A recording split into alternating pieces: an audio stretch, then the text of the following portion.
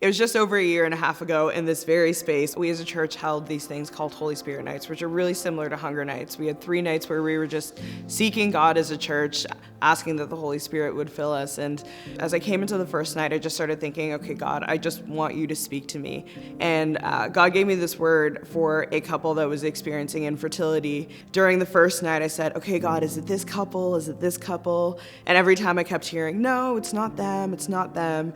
And then it got to the end of night 3 of our Holy Spirit nights. And then I remember standing there right after it ended and just thinking, oh, like, did I just hear God wrong? Like, I was just kind of confused and asking God, like, is this what you actually spoke to me? Is there anyone that this is for? And as I'm actually having this thought, I heard someone call my name, and I turned around, and it was my friend Christina.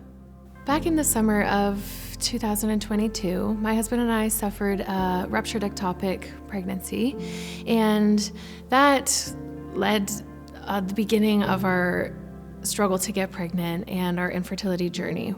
Leading up into January, I was going on the women's retreat that we had, and I was feeling really emotional because that weekend was actually the due date of the baby that we had lost. And Candice was singing a song that she had written based on Psalm 23, and I remember the words she was singing over and over. It said, "Yea, though I walk through the valley, I won't be afraid because I know you are with me."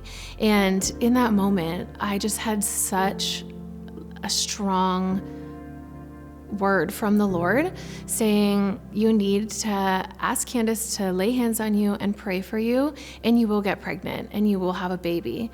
Came along February, and our church was doing revival nights, and I felt it so strongly again from the Lord as we were preparing for revival nights that you need to ask Candice to pray for you. And the third night, I waited till the very end of the worship set, and I ended up just going backstage and telling her what I felt like the Lord was promising us.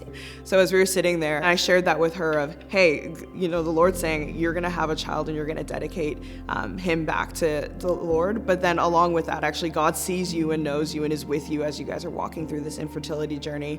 We spent some time in prayer together. And then over the coming months, I continued to pray for her and for Chike and for their family as they walked through this. In the months to follow, Chike and I were so thrilled and joyful to find out that we were pregnant, and now we have our sweet baby boy Zion. He's the greatest gift from God, and we're so grateful. It was just such a beautiful confirmation of the words that God speaks over his people, but really just the act of being able to see God and know that he loves us and he cares for us. As we go into the 12 nights of hunger, I would just encourage you to prayerfully be expectant for what God can do through these nights. Come with expectation, come full of faith, expecting that God's going to do something powerful in your life and in the lives of the people around you. And that may not mean, like the immediate thing is going to happen, but what I can guarantee you is that God is going to transform your heart. Yeah. And that's the most important thing anyway.